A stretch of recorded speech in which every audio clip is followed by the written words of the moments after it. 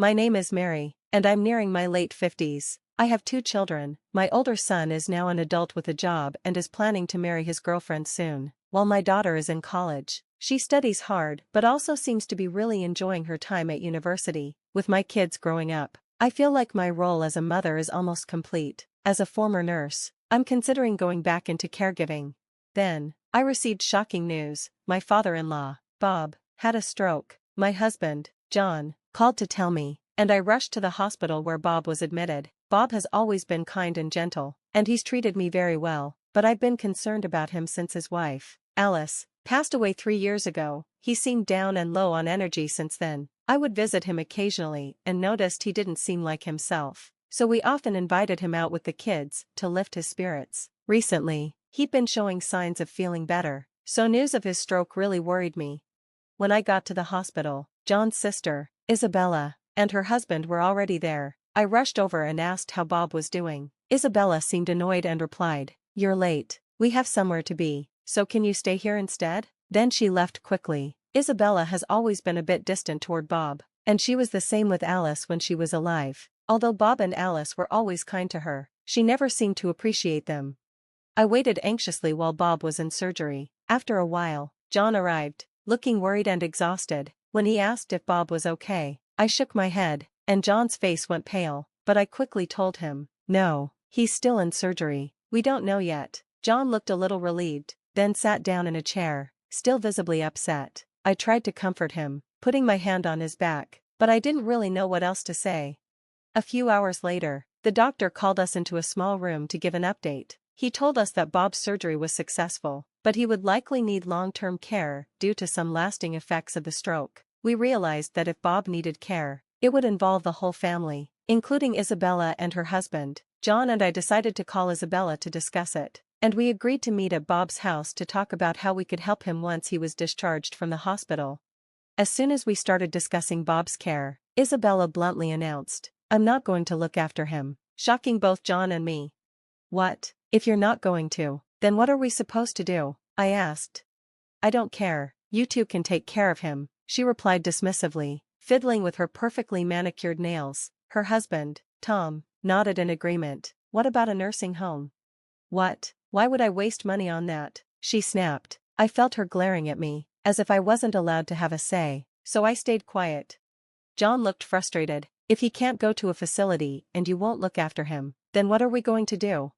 That's why you two should take care of him. I'm not having an old, sick man in my house," Isabella said with a smirk. I lost my patience. "That's enough, Isabella. He's your father." "So what?" she said, unfazed. "Just because he's my father doesn't mean I have to look after him. Besides, he's John's father too. I've been saying you should look after him."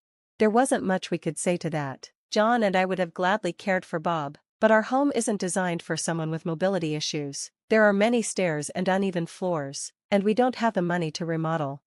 "Mary, don't you have a caregiving certificate? Taking care of him should be easy for you, right?" Isabella asked, smiling smugly. John and I were both at a loss for words. We decided to end the discussion for now and left. "What are we going to do?" John asked, looking worried. "I don't mind caring for your father," I said gently, "but if we do, we'll need to make the house safe for him, and that's expensive. Medical equipment isn't cheap either." "You're right," John sighed. I wondered if making our house suitable for Bob would cost around $100,000. That's just an estimate, but if we adjust the entire first floor to meet his needs, it might be close. With our eldest daughter still in college, we don't have that kind of money, and we're still paying off our mortgage. The thought of taking out another loan for renovations is overwhelming. I feel terrible, but should we consider a nursing home? The problem is, the waiting lists are long, and the fees are high, and I know Isabella and her family won't help financially. I couldn't see a clear solution. We decided I would talk to my father-in-law directly to get his opinion. When I went to visit him in the hospital, he looked much better and greeted me with a smile. "Sorry for all the trouble," he said, like he always does when I visit. "Don't say that. I brought one of your favorite books today," I replied, placing it on the table for him. After his stroke, he lost movement on the right side of his body, so he has to prop books up and use a weight to keep the pages from turning. "Thank you," he said, putting the book by his pillow. "Dad, I came because I wanted to talk about what comes next, I said. He gave me a warm smile.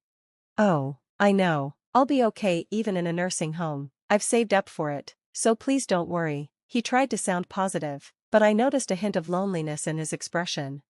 Well, Dad, if you'd be comfortable, why not come live with us? I said, trying to cheer him up. I used to work in elderly care, and since I'm at home, I have the time, and John is there too. That's a kind offer, he said, looking surprised but touched. I could tell he felt he wouldn't be able to go back to his own house, where Isabella and her husband are now living. I imagined how they might treat him as a burden if he returned, and it made me sad. I'd originally planned to just listen to his thoughts and decide from there, but I ended up inviting him before even consulting John. I felt a bit guilty, but I knew John would understand. Now, we just needed to figure out the logistics of his care and, most importantly, the cost. With that in mind, I decided to try consulting Isabella one more time. I went home and told John what had happened at the hospital. He looked a bit concerned, but he seemed to understand and agreed, as if he'd already guessed it would come to this. Right then, John called his sister, Isabella. That's why we're asking for your help, since we'll be the ones looking after Dad, I overheard John say. They seemed to argue on the phone, with John sounding frustrated. Finally, he sighed and hung up. John explained that Isabella had refused to offer any financial help, and there was nothing more we could do about it. Determined to find a way, John and I started discussing how we could handle the costs ourselves. Our home became a bit hectic as we talked about remodeling for accessibility, figuring out what care supplies we'd need, and learning about different options for home care. Later, when I told my father-in-law he'd be living with us after he left the hospital, he looked both happy and a little apologetic. Mary, could you bring the checkbook from that bag over there? He asked during one of my visits. Curious, I did as he asked. Then he opened the bank book and handed it to me, saying, I have some money here, can you and John use it? The balance in his account was far more than I had ever imagined. When I just stared in surprise, my father-in-law laughed and said, You and John are going to be taking care of me now, right? I heard you're getting a new car and making the house accessible. Would $10 million be enough? $10 million. I was shocked. I had no idea he'd saved so much. Apparently, after my mother-in-law passed away, he hadn't felt like doing much, so he decided to put his energy into investments he'd been learning about for years. My father-in-law's investments had gone surprisingly well, and he saved money quickly. Since he wasn't a big spender, his savings just kept growing. Even with the cost of remodeling the house and getting a new car, he really didn't need all that money. I handed his bank book back and said, I can't accept this much, please keep it for yourself, but he held it out to me again, saying, I have more than I need. I'd rather give it to you and John, since you're willing to take care of me. After a bit of back and forth, I still felt uncomfortable accepting such a large sum. Seeing my hesitation, he thought for a moment, then suggested, what about $1 million? I managed to convince him to settle on a more modest amount, $100,000. He still seemed a bit disappointed, but he agreed. Just then, Isabella suddenly walked in, completely unaware of our conversation about the money. Quickly, I tucked my father-in-law's bank book back in its original place. Isabella frowned and asked, What's going on? Sounding slightly concerned, though it was clear she hadn't heard anything. It turned out she had just come to drop off some clothes for her father. I felt relieved she hadn't overheard our talk about the money.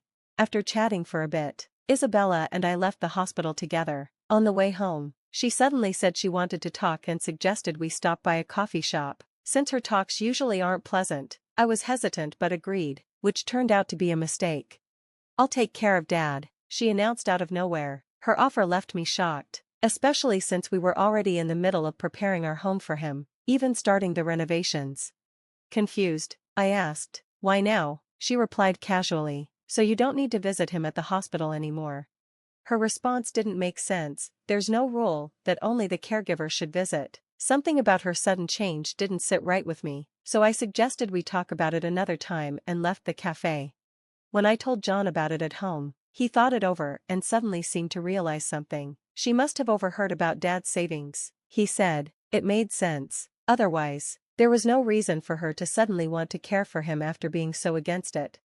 We both suspected she'd found out about the money and was trying to gain his favor to inherit it. I worried she might even start making excuses to spend it on herself. But what should we do? I asked John.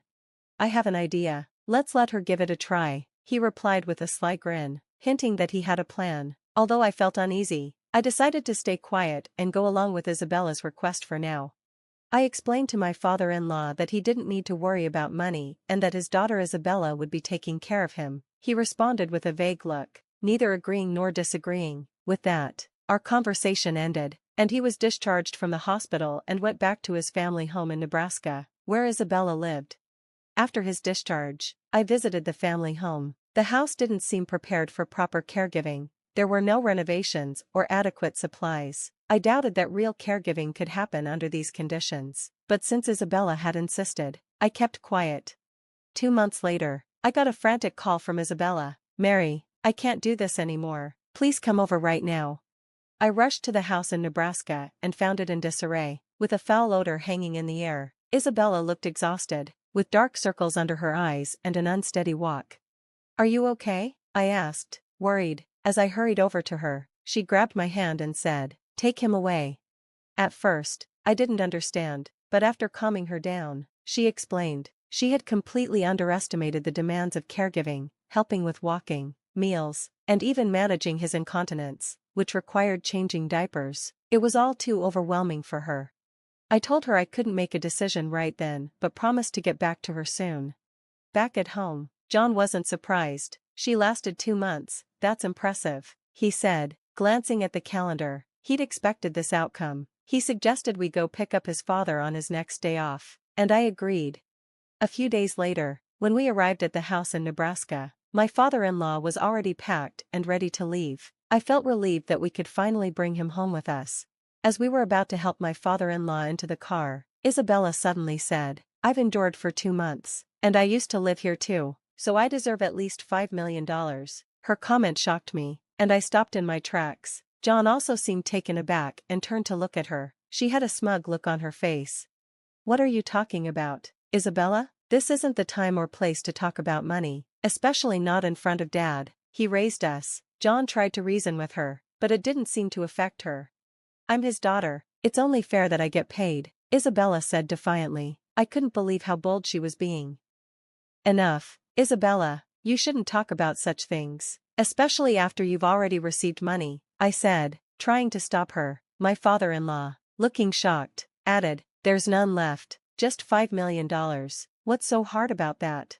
I was stunned. How could she speak like this to her own father? Even John, usually calm, looked furious. His face was red as he glared at her. John tried to stay calm, but my father-in-law, Bob, spoke up to ease his son's anger. "It's okay, John, she's speaking the truth." Then, Bob turned to Isabella with a cold expression. "Isabella, you are no longer my child. Leave this house." His words were so harsh, and when Isabella heard them, she froze in shock. What are you talking about? I'm your only daughter," she exclaimed. "I only have one son, and this kind, caring woman here is my daughter-in-law. I don't know who you are anymore. Take your foolish husband and leave," Bob said firmly. I was shocked. This was the first time I'd ever heard my father-in-law speak so harshly. He was usually soft-spoken, but now his eyes were hard and unyielding. Isabella seemed stunned and didn't dare respond. "Well, shall we go? I'm counting on you moving forward," Bob said, his voice returning to its usual warmth as he looked at me with a smile. John and I followed his lead, leaving Isabella standing there, speechless. Later, Bob arranged through his lawyer to ensure his inheritance would go only to John, so none would go to Isabella. After Isabella moved out, leaving the house empty, Bob suggested that John and I move in, and we happily agreed.